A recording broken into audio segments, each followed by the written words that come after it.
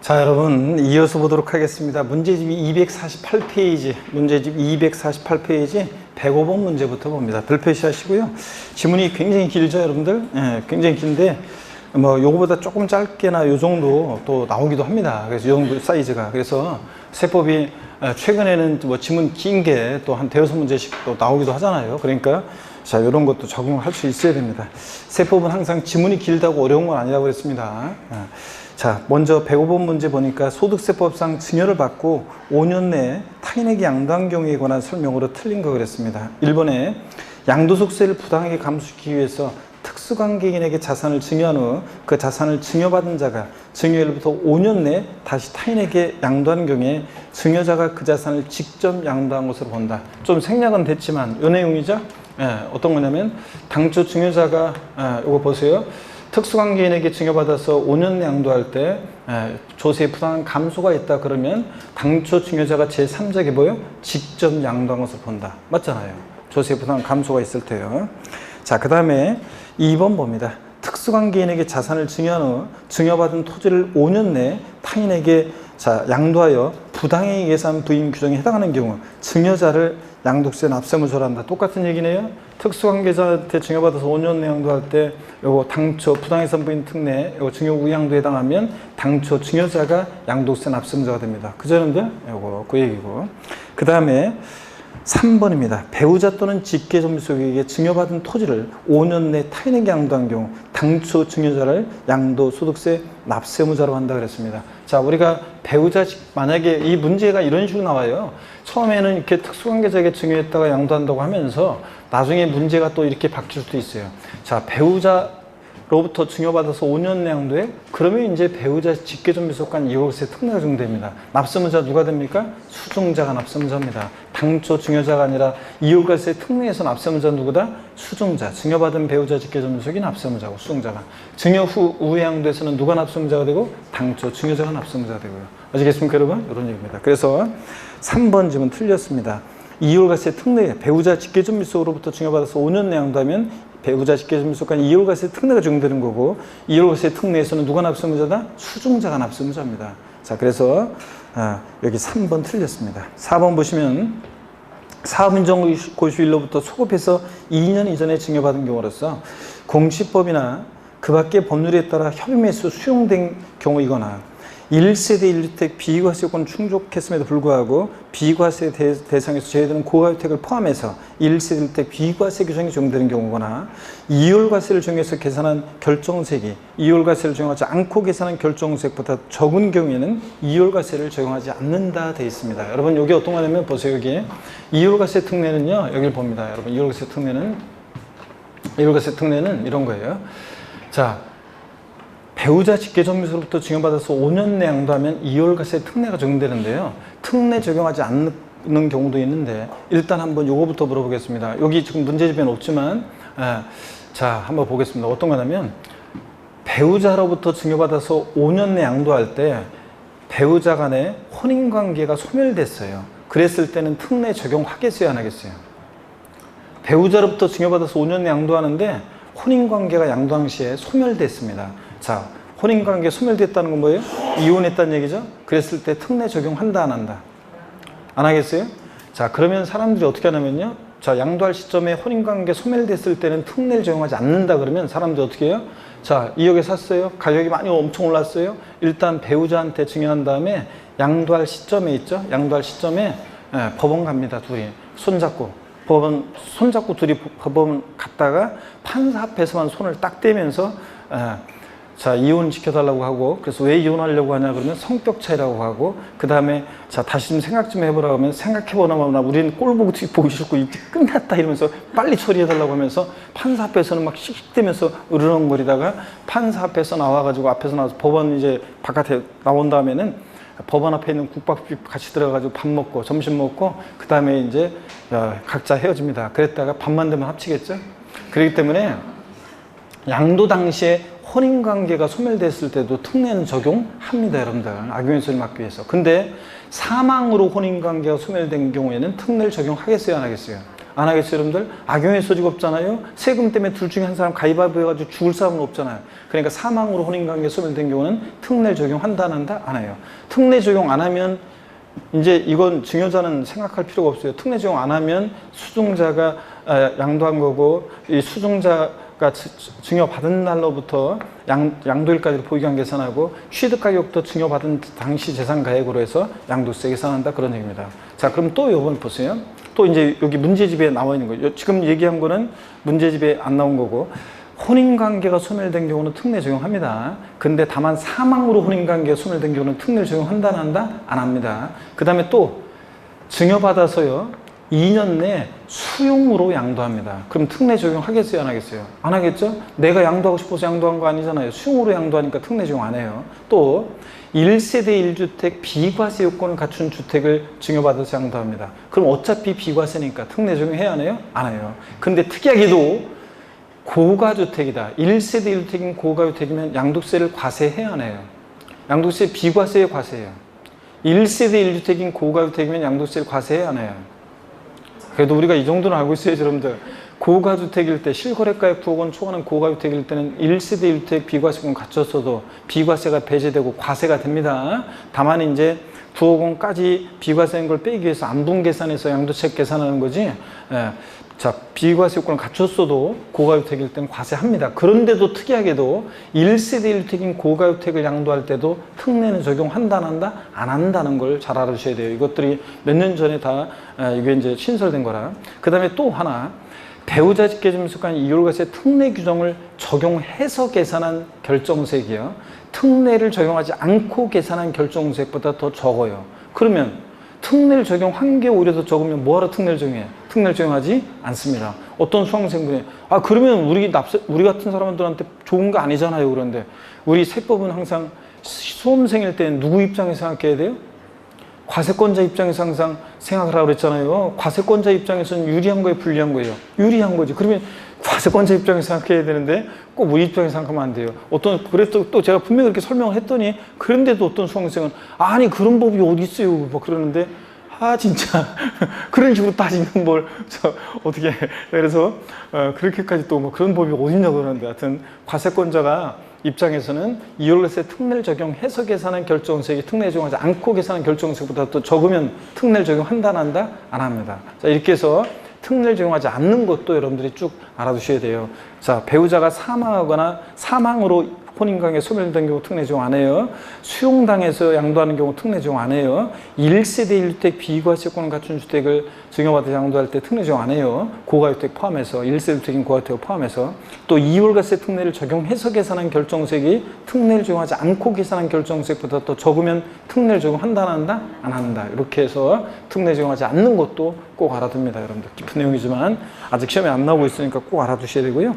그래서 105번 문제 4번 지문 같은 것도 꼭 알아둡니다. 혼인관계에 관련한 것 제가 추가 설명을 드렸고요. 5번 지문 보겠습니다. 105번 문제 5번 지문. 특수관계인 배우자 직계점유속 제외하고에게 자산을 증여한 후 증여받은 토지 등을 5년 내 타인에게 양도한 경우로서 증여받은 자의 증여세와 양도세 합한세액이 증여자가 직접 양도한 것으로 계산한 양도세보다 뭐 할 때? 적으면 증여자가 직접 양도한 것으로 본다. 그 얘기죠? 수증자가 부담하는 증여세와 양도세 합한세액이 당초 증여자가 직접 제3자에게 양도한 것으로 가정해서 계산한 이 양도소득세액보다 더 적어요. 그러면 지가 직접 양도한 것으로 이거 양도하면 세금 더 나올 것 같으니까 우회적으로 돌렸다고 봐서 얘네들 계산을 싹 부인하고 당초 증여자가 직접 양도한 것으로 봅니다. 아시겠습니까, 여러분? 이 얘기입니다. 자, 그 다음에 거기 이율과세와 부당해산부인 특례 비교도 별표시하고 한번 보겠습니다. 해설 규정을 보니까 양도세 납세무자요. 이율과세 특례는 누가 납세무자라고 했어요? 수증자. 증여받아서 양도한, 증여받은 배우자 직계점유속. 그러니까 수증자가 납세무자고. 자, 증여 후 우회 양도 부당해산부인 특례는 누가 납세무자요? 당초 증여자가 납세무자가 되고. 그 다음에 적용자산. 이율과세 특례는 배우자 직계점유소부터 다른 건 안 돼요. 토지, 건물, 무슨 이용회원권, 또 부동산을 취득할 수 있는 권리, 분양권 같은 부동산을 취득할 수 있는 권리를 증여받아서 양도했어야 되고, 그 다음에 증여 후의 양도는 모든 양도세 양자산 다 돼요. 248페이지 봅니다. 그 다음에 증여자와 수증자의 관계가 이율과세 특례는 배우자 직계준비속관이어야 되고, 그 다음에 증여 후 우회 양도는 특수관계자, 배우자 직계준비속을 제외한 특수관계자가 됩니다. 248페이지 맨 아래 보고 있습니다. 여기 보세요. 문제가 있잖아요. 시험 문제가 처음에는 삼촌과 조카, 뭐 사촌지간, 형제지간 이렇게 나오다가요. 그러다가 갑자기 문제가요. 지문에 이렇게 나와요. 만약에 이때 갑과 을이 배우자 직계존비속간이라면, 그럼 보세요. 배우자 직계존비속간에 증여받아서 5년 양도하면 증여 후 우회양도, 부당해산분 특례가 적용되는 게 아니라 무조건 우선적으로 어떤 게 적용되냐면 이율과세 특례가 우선 적용됩니다. 예? 배우자 직계존비속간에 증여받아서 5년 양도했다 그러면 이율과세 특례가 우선 적용돼요. 그러니까 여기 증여 후 우회양도에서 특수관계자는 이율과세 특례가 적용되는 배우자 직계존비속을 제외한 특수관계자를 말합니다. 아셨죠, 여러분? 요거 그 얘기고, 그 다음에 249페이지 세부담의 부당한 감소 요건이요. 이율과세 특례는 조세 부당한 감소가 없어도 특례가 적용됩니다. 배우자 직계존비속으로부터 증여받아서 5년 내 양도하면. 근데 자, 오른쪽 보니까 부당행위 계산 부인 특례는 조세 부당한 감소가 있는 경우만 특례가 적용되고요. 그 조세 부당한 감소 판단을 증여 후 우회 양도는 수증자가 부담하는 증여세와 양도세 합한 금액이 당초 증여자가 직접 제3자에게 양도한 것으로 가정에서 계산한 양도세 옥세액보다 더 적을 때 조세 부당한 감소가 있다고 보고, 자, 저가양도 특수관계자 간에 저도 세법 고수입니다. 저가양도 고가양수는 조세 부담 감소 판단, 시가 대가제가 금액으로 얼마? 3억 이상 차이 나거나 시가 몇 프로? 5% 이상 차이 날 때 조세 부담 감소가 있다고 보고요. 249페이지 계속 두 번째 거 봅니다. 자, 양도일까지 기간은 이율과세 특례는 증여받아서 몇 년 내? 5년 내. 자, 증여 후 우회양도 부당해산부인 특례도 증여받아서 몇 년 내? 둘 다 5년 내 양도할 때 특례가 적용됩니다. 기납부한 증여세 처리, 이율과세 특례는 기납부한 증여세 필요경비에 산입해서 공제를 받을 수 있습니다. 근데 증여 후 우회양도는 증여세 부과하지 않고 낸 게 있으면 돌려줍니다. 얘네들 계산을 싹 부인하기 때문에. 그 다음에 증여자 수증자 사이 연대납세 의무, 이율과세 특례는 어차피 한 몸이니까 연대납세 의무가 있다 없다? 없다는 거. 근데 증여 후 우회양도는 얘 수증자가 불법에 현명했다고 봐서 연대납세 의무가 있습니다. 자, 이거 꼭 이렇게 해서 여러분들 비교해서 차이점 알아둡니다. 106번 문제 보겠습니다.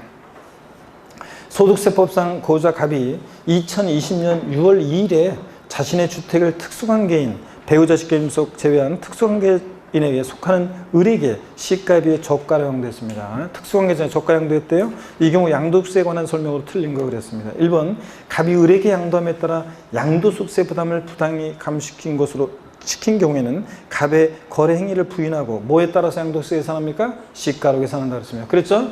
조세 부담 감소가 있다. 여기에 해당된다 그러면 얘네들의 계산을 부인하고 양도가액과 취득가액을 뭐로 계산한다고요? 시가를 양도가액과 취득가액으로 합니다. 2번이요. 시가와 실제로 거래한 가액의 차이가 시가의 몇 프로? 5% 이상 차이가 나거나 또는 금액으로 얼마? 3억 원 이상 경우에 부당행위에 해당한다. 그렇죠, 여러분들? 그 다음에 3번 거래가 부당행위 계산 부인 규정에 해당하는 경우라도 그 취득가액과 양도가액을 실제로 거래한 가액에 의해서 양도세에 계산한다. 그래요? 부당행위 계산 부인 규정에 해당하면 여기 보세요. 부당행위 계산 부인 규정에 해당하면 얘네들 계산을 부인하고 무엇으로 양도가액과 취득가액을 계산한다고요? 시가로 계산합니다. 그래서 실지 거래가액으로 틀렸습니다. 시가로 계산합니다. 실지 거래한 가액을 부인하고 시가로. 3번 정답이고 4번 거래가 부당행위 계산 부인 규정에 해당하는 경우 납세지 관할 세무자는 그 고자의 행위 또는 계산에 관계없이 해당 연도에 소득금액 계산할 수 있고요. 자, 5번 여기서 시가로 계산한다고 할 때 시가라는 것은 뭐냐? 상속증여세법 규정을 준용하여 평가한 가액을 말합니다, 여러분들. 자, 이렇게 넘어갑니다. 자, 그 다음에 107번 문제도 한번 풀어보겠습니다. 107번 문제는 기출문제인데 이것도 자, 별 표시하고 보겠습니다. 기출문제인데 한번 보겠습니다. 네, 소득세법상 고자 갑이 2014년 1월 20일에 취득한 건물 취득가액이 2억 원이었습니다. 자, 취득가액 2억 원짜리 건물을 갑의 배우자인 을에게 2018년 3월 5일자로 증여했고 해당 건물의 증여 당시 시가가 7억 원이었습니다. 증여한 후 을이 2020년 5월 20일에 해당 건물을 갑의 특수관계인이 아닌 병에게 9억 원에 양도했습니다. 그러니까 2018년에 증여받아서 2020년에 양도했으니까 증여받아서 5년 내 양도한 거죠? 배우자 간에. 그러니까 이율과세 특례가 적용됩니다. 해당 건물의 양도세에 관한 설명으로 옳은 거 그랬습니다. 단 취득, 증여, 매도의 모든 단계 등기를 마쳤고요. 1번 양도세 납세자는 누굽니까? 갑이 아니라 누굽니까? 수증자, 을이 됩니다. 이율과세 특례는 항상 이율과세 특례 나오면 항상 이렇게 저쪽 제가 자세하게 설명드렸지만 갑을병 이렇게 내려오는 그림 이렇게 해놓고 문제를 푸시면 돼요. 수증자가 납세무자예요. 네? 수증자가 납세무자인데 근데 자 증여받아서 5년 내 양도했다 그러면 수증자가 납세무자입니다. 수증자가. 근데 취득가격이나 취득시기는 다 누굴 기준으로 판단한다? 증여자를 기준으로 판단한다고 했습니다. 이게 이율과세 특례예요, 여러분들. 갑을병 이렇게 해놓고 문제 풀면 돼요. 납세무자는 수증자 을이고요. 2번 양도소득금액 계산 시 장기 보유등재가 적용된다. 자, 보유기간이 언제부터 시작하니까?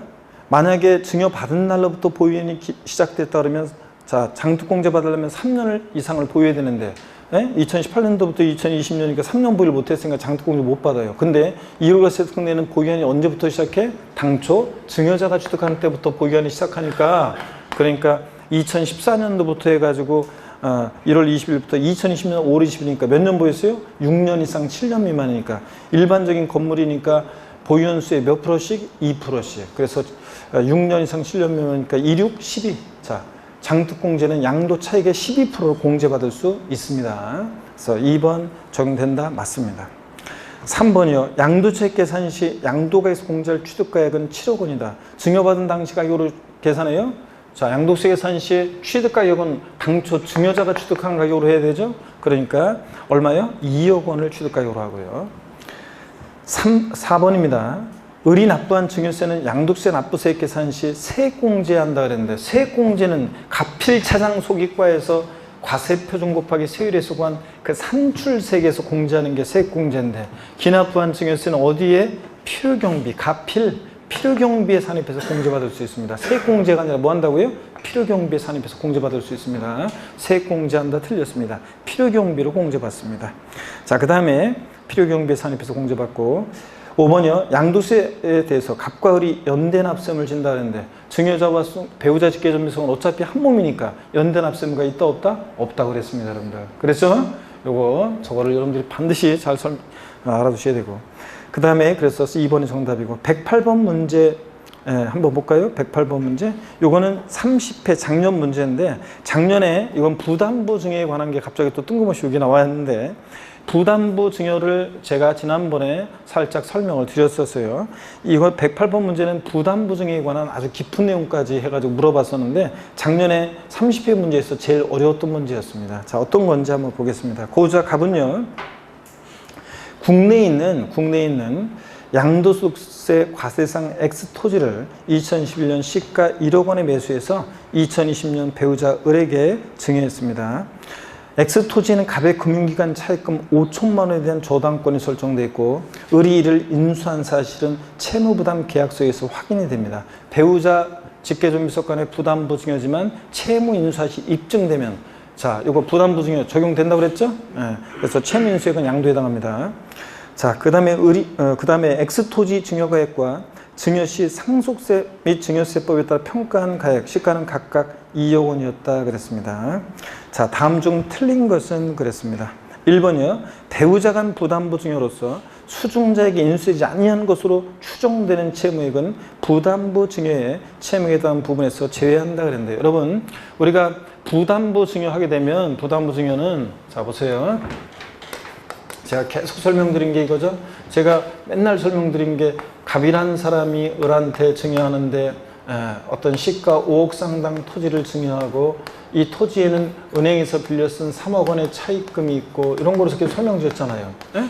자, 여기 증여자 갑이고 증여를 받는 수증자 을이다. 이거로 계속 설명드렸잖아요. 근데 여기서는 지금 이제 바꾸는 게 X 토지가 자 시가 얼마에 매수했어요? 1억에 매수했고 취득가격이고 배우자에게 증여했고 그 다음에 금기간 차입금은 5천만 원이고 상속증여세법에 따라 평가한 증여 당시 재산가액은 2억 원이었습니다. 그러니까 요거는 보세요. 2억 토지로 하고 그 다음에 채무액은 얼마고요? 5천만 원이고 채무액은 은행에서 빌려 쓴 차입금은 얼마고? 5천만 원이고 자 그랬을 때 5천만 원의 차입금이 있고요. 자, 이랬을 때 부담 있는 증여를 했는데 그럴 때 부담 있는 증여했을 때 수증자가 알았어. 5천만 원 내가 알아서 갚을게. 채무를 인수하기로 했다. 채무를 인수하기로 했다.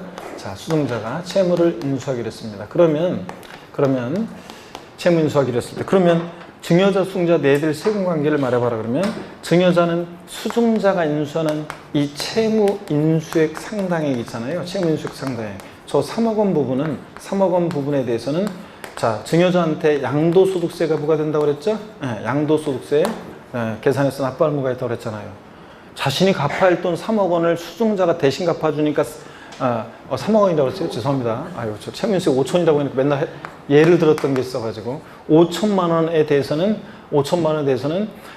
증여자 갚아야 할 돈을 수증자가 대신 갚아주니까 5천만 원만큼 채무면한 대가를 받았다고 보죠. 그래서 양도에 해당하고 자, 그 다음에 수증자는 전체 증여받은 재산가액 자 2억에서 채무인수액 자, 요 이외 자산이요. 채무인수액 이외 자산 요 사례 같으면 2억에서 5천만 원 갚아야 하는 돈 뺀 나머지 얼마? 1억 5천만 원 부분에 대해서는 수증자는 뭐 증여세 계산해서 납부할 의무가 있다 그랬잖아요, 여러분들. 근데 이거는 갑과 을이 배우자 직계존비속간이 아닐 때 얘기지. 만약에 얘네들이 배우자 직계존비속간이다 그러면 보세요. 배우자 직계존비속간이다. 배우자 직계존비속간에 만약에 이렇게 부담부 증여를 했다. 배우자 직계존비속간에 부담부 증여다. 그러면 얘기가 틀려진다고 그랬습니다. 자, 남편이 부인한테 부담부 증여했더니 알았어 여보 5천만 원 내가 알아서 갚을게. 말로만 하면 안 됩니다. 그 다음에 알았어 여보 그럼 내가 알아서 갚을게. 그럼 결국 남편 누가 다 갚겠죠? 아버지가 미성년자인 자녀한테 부담부 증여했더니 알았어요 아버지 5천만 원 제가 알바 뛰어가지고 수능 준비하는 틈틈이 갚을게요. 결국은 배우자 직계존비속간에 부담부 증여하면 이 채무 인수액 상당액은요. 여기 보세요. 이 채무 인수액 상당액은 수증자에게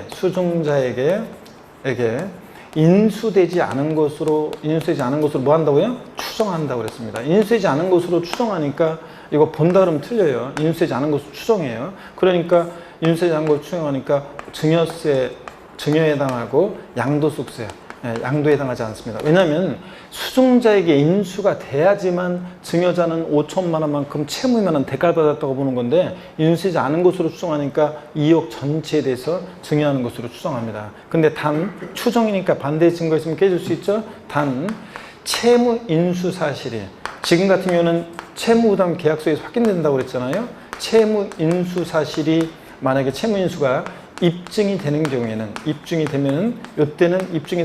요때는 양도로 본다고 그랬습니다. 그랬죠, 여러분들?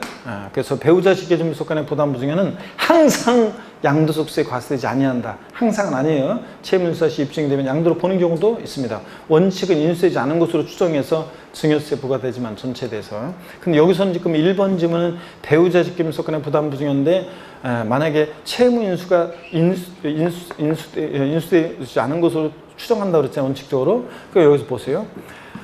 1번 지문을 다시 한번 봅니다. 배우자 간 부담부 증여로서 수증자에 인수되지 아니한 것으로 추정되는 채무액은 부담부 증여의 채무액에 해당하는 부분에서 어떻게 한다? 제외한다. 맞는 말이잖아요. 그죠? 예. 자, 그 다음에 인수가 돼야지 인수되지 않은 것으로 추정되는 채무액은 이거 부담부 증여에 해당하는 양도 가액에서 채무액에서 제외하고 2번 을이 인수한 채무 5천만 원에 해당한 부분은 양도로 본다 그랬는데요. 그렇죠 여러분? 네. 5천만 원 부분 수증자가 인수하는 채무 인수액 상당의 부분 양도에 해당한다고 그랬죠? 자신이 갚아야 할 돈은 수증자가 대신 갚아주니까 5천만 원만큼은 채무 면한 대가를 받았다고 봐요. 자, 그 다음에 또 봅니다. 3번 양도로 보는 부분의 취득가액은 2,500만 원이다 그랬는데 우리가 부담부 증여 시에 여러분 절 보세요. 부담부 증여 시에 제가 양도 차익 계산할 때 부담부 증여 시에 양도 차익 계산할 때 양도가액은 부담부 증여 시 부담부 증여 시에 우리가 양도 차익 계산할 때 양도가액은 어떻게 구하느냐 그러면 부담부 증여 시 양도 차익 계산 양도가액은 자 양도 당시 재산가액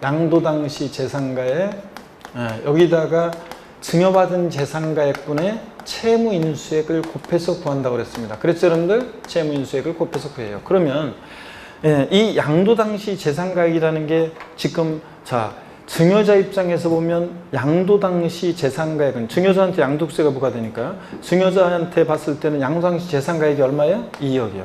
수증자 입장에서 봤을 때 증여받은 당시 재산가액은 얼마예요? 2억 원이요. 이게 같은 거라고 그랬잖아요. 누구 입장에 보느냐에 따라 차이 나는 거지. 양도 당시 재산가액이 증여자 입장에서 보면 2억이고 수증자 입장에서 보면 증여받은 당시 증여재산가액이 2억 원이에요. 같게 돼 있잖아요, 이거는 항상. 그래서 부담부 증여 시 양도세 계산할 때 양도가액은 항상 제가 뭐가 된다고 그랬어요? 채무인수액 상당이 된다고 그랬잖아요. 이 사례에서 채무인수액은 얼마예요? 5천만 원이 채무인수액 상당. 이게 항상 양도가격이에요. 그래서 부담부 증여 나왔다. 양도가격이 얼마냐? 그러면 채무인수액 상당이 양도가격이고. 자, 취득가격은 어떻게 구하냐면 보세요. 취득가격은 취득 당시 재산가액, 취득 당시 재산가액에다가 증여받은 재산가액분의 자 채무인수액을 곱해서 구해요. 채무인수액을. 그러면 여기서 취득 당시 재산가액이 지금 얼마라고 나와 있어요? 아까 얼마에 취득했다고 돼 있어요? 그건 왜 그거 보면서 대답할 수 있잖아요. 얼마에 취득했다고 나왔어요? 거기 토지를? 1억에 취득했다고 돼 있잖아요. 자, 그러면 취득 당시 재산가액은 1억이에요. 증여받은 재산가액은 똑같아요. 2억. 채무인수액은 얼마예요? 5천만 원이요. 자, 그러면 여러분 보세요. 2억에 5천만 원이니까 얼마입니까, 이거? 4분의 1이잖아요. 네? 2억 분의 5천이니까 4분의 1이지. 자, 4분의 1이니까 1억에 4분의 1이면 또 얼마예요? 1억에 4분의 1이면 얼마예요? 1억에 4분의 1이면 얼마냐고요, 여러분들? 2,500만 원이죠? 2,500만 원. 그래서 취득가격은 얼마가 되는 거예요? 2,500만 원이 취득가격이 되는 거고요. 자, 이런 얘기입니다. 자, 그래서 어려울 거 없어요. 부담부 증여 시 양도세 계산할 때 양도가액은 채무인수액 상당액이고, 자, 취득가격은 조건에 나와요. 취득 당시 재산가액. 거기다가 증여받은 재산가액 채무인수액을 곱해서 구합니다. 이렇게요. 자, 그러면은 여기 다시 한번 문제를 봅니다. 3번 질문. 양도로 보는 부분의 취득가격은 얼마다? 2,500만 원이고. 자, 그 다음에 4번 봅니다. 양도로 보는 부분의 양도가액은 항상 부담부 증여 시에 양도차익 계산 시에 양도가액은 항상 뭐가 된다고 그랬어요? 채무인수액이요. 5천만 원이 되고요. 자, 그 다음에 5번 봅니다. 5번이 이제 1번부터 4번까지는 요거는 우리가 맨날 배운 건데요. 요건 맨날 배운 건데, 요 이제 5번 지문이 요게 제가 쓰는 기본서열이라든가 여기는 이제 있고, 그런데 막판에 강조하거나 그런 건 아니었어요. 왜냐하면 요거까지 물어볼까 그랬는데 5번 지문이 나왔습니다. 한번 보세요. 눈치껏 근데 때려잡을 수는 있었어요. 여기 보세요. 갑이 X토지와 증여가액 시가 2억 원인 양도세 대상에 해당하지 않는 Y자산을 함께 을에게 부담부 증여했다면 을이 인수한 채무 5천만 원에 해당하는 부분은 모두 X토지에 대한 양도로 본다 그랬는데, 요게요 어떤 거냐면 부담부 증여 시에 요때 양도소득세 대상이 되는 자산과 아닌 자산을 함께 양도했을 때, 그때 양도소득세 대상이 되는 자산과 아닌 자산을 함께 양도했을 때 얘기해요. 여기 보세요. 양도소득세 대상이 되는 자산과 아닌 자산을 함께 양도했을 때 이 채무인수액은 어떻게 구하냐면요. 양도소득세 대상이 되는 자산과 아닌 자산을 함께 양도했을 때 채무인수액은 어떻게 구하냐면 총채무액, 전체 총채무액 곱하기 양도소득세 대상이 되는 자산, 그러니까 과세 대상이 되는 자산과 아닌 자산, 과세 대상이 이렇게 대상이 되는 자산과 대상이 아닌 자산 있잖아요. 요거 합한 금액분의 분의 양도소득세 과세 대상이 되는 자산가액 있죠? 요거를 곱해서 이제 구합니다. 총채무액이다. 그러면 여기서 지금 총채무액은 얼마였어요? 5천만 원이었어요. 5천만 원이고, 여기다가 5천만 원 분의 양도세 대상이 되는 자산가액이 2억, X토지가액이 2억. 자, Y토지 가격이 얼마였어요? 2억. 그러면 4억이 합치니까 분의 대상이 되는 자산가액 2억이요. 네? 2억. 그러면 요거 합치니까 4억이 되잖아요. 네, 4억 분의 2분의 1, 2억이니까 얼마예요? 2분의 1이고요. 그러면 5천만 원이 2분의 1이니까 양도세 대상이 되는 자산과 아닌 자산을 함께 양도했을 때 부담부 증여 시 채무액은 얼마가 되냐? 2,500만 원이 되는 거예요. 그래서 이렇게 구하는 문제인데요. 다행이네. 작년에 그냥 여러분 시험 안 볼 때 이미 나와버렸으니까 올해는 또 안 나올 거니까 그래도 이렇게 한번 봐두시면 되겠습니다. 이렇게 구하는 거라는 거예요. 이렇게 이런 거. 그래서 양도세 대상이 되는 자산가액과 아닌 자산을 함께 양도했을 때 채무 인수액을 이런 식으로 구해요. 총 채무액에다가 이렇게 안분해서 이렇게 구합니다.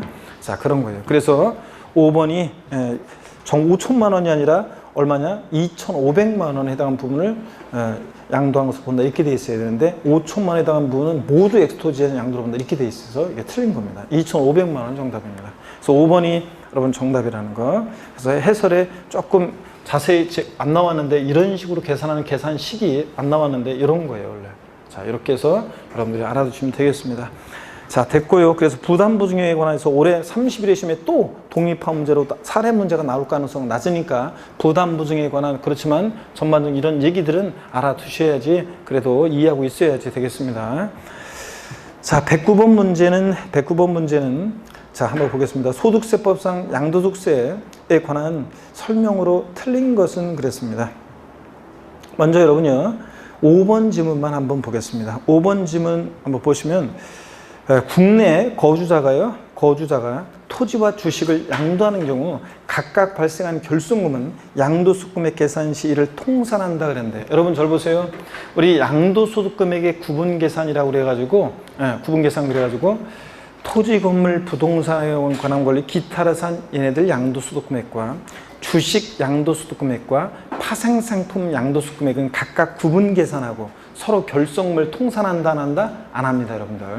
자, 마이너스가 발생했을 때 부동산에서 발생한 결손금과 주식에서 발생한 결손금은 서로 결손금을 통산한다 안 한다? 안 합니다. 자, 그런데 저를 보세요. 토지, 건물, 부동산에 관한 것, 기타라산 얘네들끼리는 결손금을 통산해요. 주식끼리는 결손금을 통산합니다. 또 같은 애들끼리는 결손금을 통산할 때 세율별 공제 원칙이 적용된다고 그래가지고 같은 세율이 적용되는 것을 먼저 결손금을 통산하고 남는 게 있으면 다른 세율이 적용되는 것을 결손금을 통산하고, 그래도 남는 게 있다. 세율별 공제에서 공제되지 못한 결손금은 양도소득에서 발생한 이 결손금을 종합소득금액이나 퇴직소득금액에서 통산할 수 없고요. 다음 연도로 이율해서 공제받을 수도 없어요. 그래서 세율별 공제에서 공제되지 못한 결손금은 그대로 소멸합니다. 자, 그러면 여러분 잘 보세요. 부동산 등과 주식과 파생상품 결손금은 소득금액은 각각 구분 계산하여 결손금 통산할 수 있다 없다? 없다 그랬습니다. 그럼 한번 보세요. 5번 지문. 자, 국내 거주자가 토지하고 주식을 양도할 때 각각 발생한 결손금은 자, 통산한다 안 한다? 안 한다 그랬습니다. 주식하고 부동산 애들은 안 된다니까 여러분들. 결손금 통산할 수 없습니다. 그래서 통산한다 틀렸습니다. 넘어갑니다. 110번 문제도 한번 보시면요. 소득세법상 양도소득세 계산구조에 관한 설명으로 틀린 거 그랬습니다. 이렇게 종합문제로 양도세 계산과 관련한 골고루 그 계산구조에 관련한 내용을 종합문제로 이렇게 물어보기도 합니다. 4번 지문만 한번 보겠습니다. 양도차손은 부동산에 관한 걸 기타 자산, 주식, 양도소득별로 통산하기 때문에 부동산 등과 주식의 양도차손은 상호 통산할 수 있다 그랬는데 금방 또 나왔네. 주식하고 부동산 애들, 토지, 건물, 부동산, 기타 자산 얘네들은 통산할 수 있다 없다? 없습니다. 부동산 애들끼리는 되지만. 자, 그래서 이렇게 보시고 111번 문제 별 표시하고 보겠습니다. 또 이율과세 특례가 또 나오네요. 부당해선 부인 특례 문제가 또 나왔네요. 한번 보겠습니다. 111번 문제 한번 보겠습니다. 소득세법상 고자 갑이 특수관계인 고자 을에게 등기된 국내 소재 상가 건물을 증여하고 을이 그로부터 3년 후에 그 건물을 3년이 되는 때라고 하면 참 좋은데 3년 후에 그 건물을 3년 후 그러면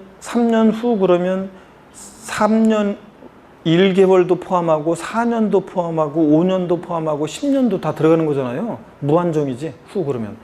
그래가지고 제가 이런 식으로 문제 나와가지고 그 수강생들을 위해서 한번 21회 시험 때인가 제가 이의제기하고 이거 이의제기했고 3년 국립국어원의 질의까지 해가지고 후라는 것은 그 이후에 이런 것들 다 포함하는 거다. 이것까지 회신을 받아가지고 그래가지고 수강생분들한테 저 소송 제기하는 전국의 수강생들 모여가지고 한 문제 때문에 떨어진 분들, 그래서 요것만 맞으면 합격할 수 있는 분들, 그래가지고 이런 식으로 나오는 문제 때문에 그래가지고 제가 그 전국에 그래서 막 그냥 수험생들이 막 보니까 막 대전에 어떤 분이 대표였었는데 그분이 막 전화 오고 막 연락 오고 메일 오고 그래가지고 이런 분들한테 근거 자료 제시하고 막 이렇게 해가지고 법적 근거하고 이게 저 문제가 있다. 5년 내야 되는데 5년 후라고 돼 있어가지고 5년 후라고 돼 있었어요. 4년 후라고 4년 후. 4년 후면 4년이 되는 때에 양도했다고 해야지 4년 후는 뭐해도 이제 5년, 6년, 7년 다 포함하는 거잖아요. 그러니까 그게 잘못됐다. 문제 전제가 잘못됐기 때문에 이 규정은 5년 내 양도해야지만 2월세 특례 규정이 적용되고 그래야지 문제가 성립하는 건데 하면서 이제 농도도 제시하고 그 조문 제시하고 이거 국어원의 질의까지 해가지고 수강생분들한테 제가 이거 이제 처음에는 이제 이런 게 문제가 있다 이렇게 꼬투리 잡아서 올렸더니 그걸 보고서 보고서 전국에서 분들이 막 연락이 와가지고 그래서 결정이 돼가지고 그래서 행정심판 산업인력관리공단에 이의제기했는데 안 받아줘가지고 행정심판위에 또 갔는데 안 받아줘가지고 결국은 소송까지 갔어요. 행정소송까지. 근데 안 받아줬어요. 안 받아주는 이유가 뭐예요? 출제자 이거예요. 그 판결이 출제자의 의도, 수험생은 출제자의 의도를 파악해서 문제를 풀어야지. 모든 저 수험생들의 어떤 거를 뭐 할 수 없다. 이런 기본이 국어도 안 돼 있는 녀석이 판사가 진짜. 그래가지고 열받아가지고 근데 뭐 어떻게 그래가지고 그냥 그런 적이 있었습니다. 나는 그래서 요렇게 돼 있는 문제만 보면 화딱지가 나고 또 그 다음에 요거 3년 후 그럼 뭐야 3년 후면은 5년, 6년, 7년 다 포함하는 거잖아요.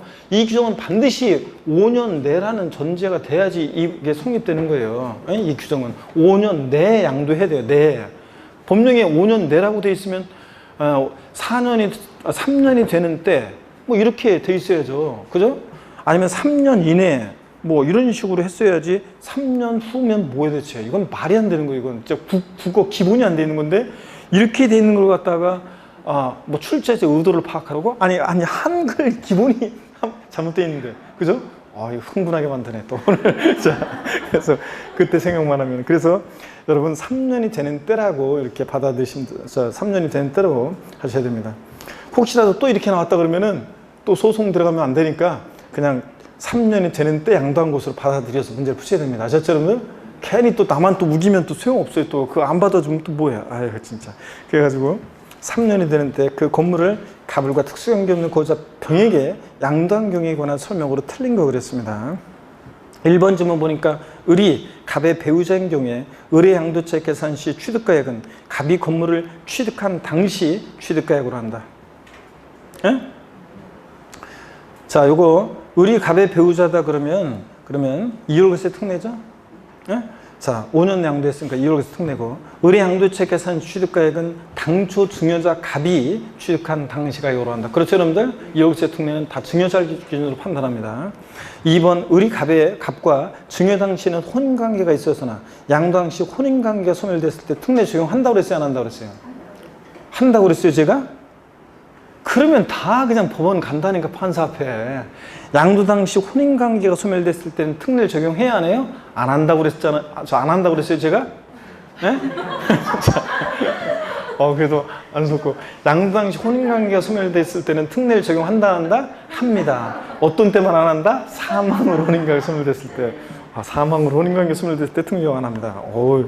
자, 그래서 혼인관계 소멸된 경우에도 특례를 적용하니까 을의 양도채 계산 시 취득가액은 갑이 건물을 취득한 당 취득가액으로 한다. 그렇죠, 여러분들? 특례 적용하면 당초 증여자를 기준으로 다 판단합니다. 취득가격과 보유하는.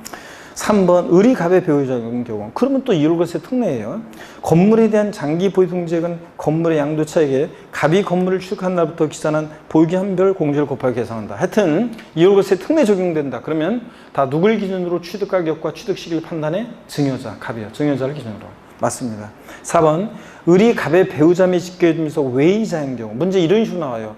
배우자 직계임속이라고 하다가 배우자 직계임속 외의자야. 자, 그러면 이제 뭐가 적용되는 거예요? 자, 배우자 직계임속 2위 특수관계자로부터 증여받아서 5년 내 양도하니까 이제 그때는 증여 후 우양도 이 부당의 산부인 특례 적용된다. 이걸 눈치를 채시고. 자, 그러면 계속 이어서 봅니다. 자, 그 첫 번째 줄 끝에 을의 증여세와 양도세 합한세액이 갑이 직접 병에게 건물 양도한 것으로 보아 계산한 양도세보다 큰 때는 갑이 병에게 직접 양도한 것으로 본다. 들렸죠, 여러분들? 뭐라고 돼 있어야 돼? 큰 때가 아니라 뭐? 적은 때지. 여기 보세요, 여러분. 수중자가 부담하는, 의리 부담하는 증여세와 양도세 합한 금액이 당초 증여자가 직접 제3자에게 양도한 것으로 가정해서 계산한 양도세보다 이 두 개 합친 게 크면 특례 적용해야 안 해요? 안 해요. 그러면 병액이 양도한 거지. 자, 여기서 이제 특례가 적용되려면 수중자 부담하는 증여세와 양도세 합한 금액이 당초 증여자가 제3자에게 양도한 것으로 직접 양도한 것으로 가정해서 계산한 양도세보다 이 세액보다 이 두 개 합친 게 뭐 해야 돼? 적을 때. 이거보다 이 두 개가 적을 때 당초 증여자 갑이 직접 양도한 것을 봅니다. 예? 지가 직접 양도하면 세금 더 나올 것 같아요. 우회적으로 돌렸다고 봐서 얘네들 계산을 싹 부인합니다. 자, 그래서 여기서는 큰 때가 아니라 뭐라고 돼 있어야 돼? 적은 때 갑이 병에게 직접 양도한 것을 봅니다. 아셨죠, 여러분? 예. 그래서 4번 정답이고 5번 의리 갑의 배우지 않은 경우. 그럼 또 이제 이율과세 특례예요? 이율과세 특례니까 건물의 양도소득에 대해서 갑과 의리 연대납세무 있다 없다? 없습니다. 이율과세 특례는 연대납세무가 없고 어차피 한 몸이니까. 근데 증여 후 우회양도는 연대납세무가 있고 없고 있고요, 여러분들. 근데 여기서는 이율과세 특례니까 연대납세무 지지 않는다 맞고요. 그래서 4번이 정답입니다. 그래서 111번 문제를 통해서 여러분들이 요거를 이율과세 특례와 증여 후 우회양도를 꼭 구별해서 알아둡니다. 별표시 해놓고 112번 문제도 한 번 더 별표시 합니다. 소득세법상 양도수기는 국내 고유자인 갑의 부당행위 계산 부인에 관한 설명으로 틀린 거랬습니다. 이율과세 특례와 부당행위 계산 부인 특례가 이게 최근에 시험 문제 몇 년 안 나왔기 때문에 잘 주의해서 보셔야 되겠습니다. 나올 때가 됐어요, 이제. 1번 보니까 납세지 관할 세무상은 갑과 그와 특수관계에 있는 고유자인 A와의 거래가 조세 부담을 부당하게 감춘 것으로 인정되는 때는 갑의 행위 또는 계산에 관계없이 해당 연도 소득 금액을 계산할 수 있다 그랬습니다. 그렇죠, 여러분들? 부당해선 부인 특례라는 게 얘네들이 계산을 부인하고 다시 관할 세무상이 계산하는 게 부당해선 부인 특례예요. 2번 토지 시가를 10억 원이라고 할 경우에 이를 8억 원에 양도했습니다. 특수관계자간이란 말이 좀 없지만 2번이요. 그래서 좀 불완전하지만 특수관계자간이라고 하고 시가 10억짜리를 8억에 양도했으니까 시가보다 뭐하게 양도했어요? 낮게. 저가 양도했죠? 저도. 부당행위 이상 부인 규정이 적용되지 않는다 그랬는데 부당행위 이상 부인 특례. 자, 조세 부당한 감소가 있는지 판단을 해봐야 되는데 그 판단 어떻게 한다고 그랬어요 아까? 시가와 대가 차이가 금액으로 얼마? 3억 차이 나는지. 여기서 얼마 차이 나요? 2억. 그럼 또 시가의 몇 프로? 5% 이상 차이 나는지 따져봐요. 시가 10억에 5%면 얼마입니까? 시가 10억에 5%면 얼마예요? 5천만 원이잖아요. 자, 이상 차이가 나야 안 나요? 나잖아요. 그러면 얘네들 계산을 부인하고 무엇을 양도하기로 다시 계산해? 시가 10억을 양도하기로 다시 계산합니다. 여기서는 부당해선 부인 규정이 적용되지 않는다 그러니까 틀렸어요. 특례가 적용됩니다. 그래서 특례 적용돼가지고 시가 10억을 양도하기로 합니다. 얘네들이 계산을 부인하고요. 시가의 5% 이상 차이가 나니까. 그쵸, 여러분들? 네, 그 얘기고. 그래서 2번 정답이고. 3번 부당행위 이상 부인 규정은 시가 거래가 차액이 3억 원 이상이거나 시가의 몇 프로? 5% 이상인 금액 이상 경우에 한해서 적용되고요. 4번 갑이 특수관계에 있는 을에게 시가보다 낮은 가격으로 부동산 양도한 경우 조세 부담을 부당히 감축할 것으로 인정하고 이때 시가라는 것은 상속증여세법 규정을 준용하여 평가한 가액을 말한다고 그랬습니다. 이렇게 해서 보시고 넘어갑니다. 114번 문제로 가겠습니다. 113번은 여러분이 읽어보시고 114번 문제 보겠습니다. 114번 문제. 소득세법상 고자 갑이 국내 소재 토지를 사촌형인 고자 을에게 양도했다. 이에 관한 설명으로 옳은 거 그랬습니다. 1번에 만일 갑이 을에게 토지를 증여한 후 을이 이를 그 증여일로부터 5년이 지나서 다시 타인에게 양도한 경우에도 갑이 그 토지를 직접 타인에게 양도한 것으로 봐 양도세가 과세된다. 그래요? 여러분 보세요. 지금 사촌지간이니까 이율과세 특례는 배우자의 직임 속간이니까 저건 적용되는 게 아니라 사촌지간이니까 특수관계자에게 증여받아서 5년 내 양도할 때 이 이율과세 증여 후 우회양도 이 부당해선 부인 특례가 적용될 수 있는 건데 지금 사촌형으로부터 증여받아서 몇 년이 되는 때 양도했대요? 6년이 지나서. 그럼 특례 적용해야 안 해요? 안 합니다. 특례 적용하지 않는데 갑이 당초 증여자 갑이 직접 제3자에게 양도한 것으로 봐요? 아닙니다. 특례 적용하지 않으니까 을이 수증자 을이 제3자에게 양도한 거예요. 자, 그래서 5년이 지나서 타인에게 양도한 경우 갑이 그 토지를 직접 타인에게 양도한 것과 양도가 틀렸습니다. 예? 5년 내 양도해야 된다니까 5년 내. 자, 그래서 1번이 틀렸습니다. 2번 보겠습니다. 갑이 양도한 토지가 법령이 정한 미등기 토지에 해당하는 경우에 보유기간에도 불구하고 장특공제를 적용할 수 있다 그랬는데, 여러분요, 미등기 한다면 장특공제, 기본공제 다 어떻게 한다? 배제합니다. 안 해줍니다. 그래서 틀렸고요. 3번 갑과 을은 소득세법상 특수관계인에 해당하지 아니한다 그랬는데, 자, 사촌지간이면 특수관계지간에 해당합니다.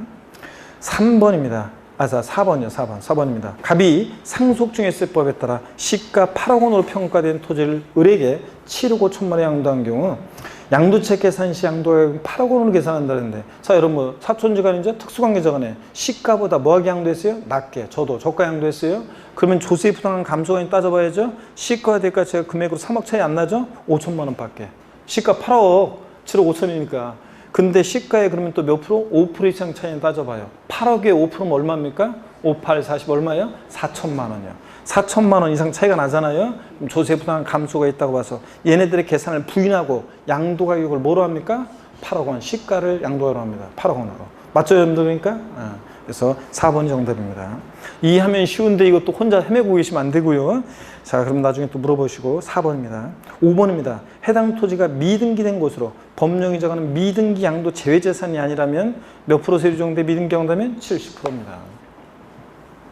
115번 문제 보겠습니다. 제가 지난주에 7월 10일 부동산 대책에 대해서 제가 말씀을 드렸나요? 안 했어요? 아, 지난주에가 7월 10일 전이었구나. 아, 그래서 대책 나오고 나서는 첫 수업이네요? 아, 그럼 말씀드립니다. 그 7월 10일 날 부동산 안정화 대책에 관한 종합부동산세와 양도소득세 개정 내용은 대개 내년부터 이제 시행되는 거예요. 그래서 우리 시험은 항상 10월 30일 시험 실시 당일날 시행 중인 법령위에서 답안을 작성하는데, 종부세와 양도세 지금 7월 10일 대책에 나온 그 수많은 개정안들은 대부분 양도세 중과세하고 종부세 세율 올리고 뭐 어쩌고 이런 것들은 대부분 내년부터 시행될 예정이라 일단 우리 시험과 관계없고요. 그거 보고서 괜히 또 헷갈리지 말고요. 근데 지방세 개정안에서 취득세 세율 개정안에서 취득세 개정안도 이제 내년부터 시행되는 게 또 것들이 있는데, 근데 다만 지금 당장 이제 사람들이 양도세 회피하기 위해서 지금 7월 10일 안정화 대책의 그 어떤 목적은 다주택자가 부동산을 팔아라 이건데, 근데 그 시그널을 주기 위한 건데, 그러면 이제 양도세가 세율이 막 높아져가지고 이제 엄청 많이 내요? 그러면 차라리 양도세 내는 것보다는 증여할 거 아니에요? 그래서 또 이제 그걸 막기 위해서 증여로 인한 취득세 세율이요. 어떤 신문기사에 증여취득세라고 나오니까 어떤 수강생분이 작년에 30회 합격한 수험생이 저한테 증여취득 카페에 증여취득세라는 게 있냐고 질문하셨는데, 증여취득세요? 증여취득세라는 세목은 없고요. 증여로 취득했을 때 취득세 세율 우리 어떻게 배웠어요? 상삼팔, 무동이 825, U1220, 원팔, 030에서 증여로 취득했을 때는 세율이 어떤 거 적용된다고요?